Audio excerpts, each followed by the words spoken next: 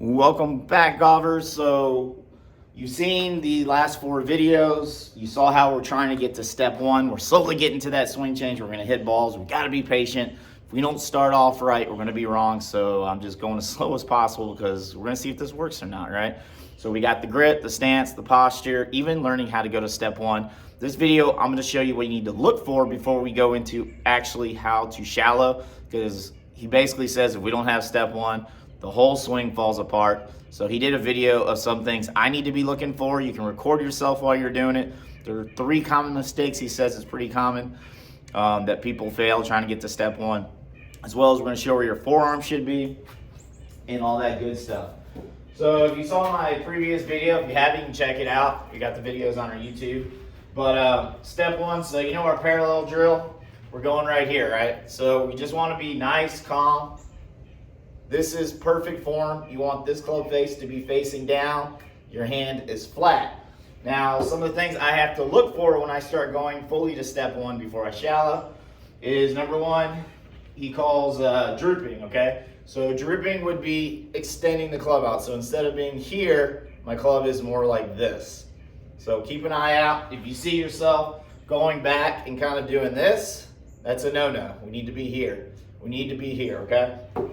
The second thing is called drooping. He calls it drooping. It's pretty much putting too much, or actually not drooping, being too heavy. Drooping was the last one. Being too heavy. We're learning this as we go. So he calls this being too heavy, which is giving angles. So we do our drill. So he comes here, and then, I don't know if you can see, you're doing too many angles with your wrist as you're going back to step 1. So record yourself. If you happen to kind of be doing this, too many angles, he says you can kind of put your finger on your wrist. So if I come back, I just want it to be like this. I don't want it to be like this. This is bad. This is bad. So that's another thing to look for. And another thing he says to look for as we go across, so he had drooping, make sure I'm not too heavy. Oh, and wrist hinge. You don't want to hinge too early. So pretty much, let's say we do step 1, but I come like this and I hinge. Don't want to be here. So let's say we do step 1, and I hinge. We don't want to be here. You're going to have some old swing with that swing. Not going to work. It says a good drill is choke up on the club, put pressure on my forearm. So I'll work on this, and we kind of just go here, and you want to keep this club with pressure on your forearm. If you do this, that's bad. So if I come back and I notice I'm doing this, I know my step 1 is completely off. So this is a good drill for me, just to kind of work, do a nice little turn, make sure the club stays on.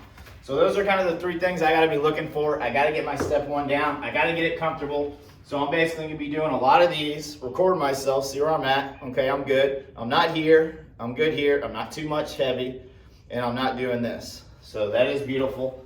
So we're gonna do a ton of these until this feels nice and comfortable. I'm probably gonna, after the video, just record myself without looking, do my step drill, see if I'm here, my hand's flat. And the last thing is kind of want to work on what your forearms are. He says one thing a lot of people tend to do is they tend to, see how this little chicken wing, if you tend to kind of come up, you're doing this, you want your forearms to lay on top of each other, keep a nice triangle. So I'm gonna be working on that. My forearms just lay right on top of each other. I'm keeping that triangle. I want my shoulders and everything to be loose, but have my strong hand and weak grip on the right hand to still be pretty firm, but just kind of feel the forearms on top of each other. Double check my hand is flat. Check to see if this club is this way. Make sure if I come back, my club is not up or down. It's just facing straight down. So that is step 1. That's what to look for to make sure you're doing it right. A great drill, if you have a wall, that actually is helping me a lot, is let's say you have a wall, you can do this on any wall. I'm just gonna do it on the sim, is you can actually set up, and as I go back, you kind of want to just drag the club against the wall. It'll keep you from doing this. So if I do the drooping, I'm gonna be off the wall. If I do too many angles, I'm off the wall again. So here, perfect. So it kind of gives me a nice little feeling of what that step 1's gonna be. I'm gonna work on that. I'm gonna do a ton of drills I gotta nail this down, taking it serious. Before I did the swing, I kind of half-assed it. But those are a couple things that are really gonna help me. This drill, I think, is gonna help a lot. Pushing it against your forearm, just making it feel natural, doing it against the wall. Make sure my club, as I go back, just stays on the wall, because if it stays on the wall, I'm perfect. My forearms are on top, my hands flat. The club is not drooping, it's not getting heavy, and I'm not hinging. Because even here, if you're on the wall, and I do this, and I go back to my hinge, I'm completely off the wall. So those are some things to look for as you're trying to develop your step one. Also, your length is just gonna come down to your flexibility. So this is gonna be my full length. So I'm gonna be working on it, and I gotta keep this with my spine. I don't wanna get here, I don't wanna go back, and then I record myself, I'm like, that doesn't look right. It needs to be here, not here. Whatever my full length is. So hopefully that helps you to know what to look for in your swing as you're working step one on this golf swing change. And hopefully by the next video, we're gonna watch a video, see how to shallow, and then eventually start hitting balls. And that's where it's probably gonna get ugly before it gets pretty. But hopefully the end goal is we're gonna play a lot better golf, hit the ball further, enjoy it more.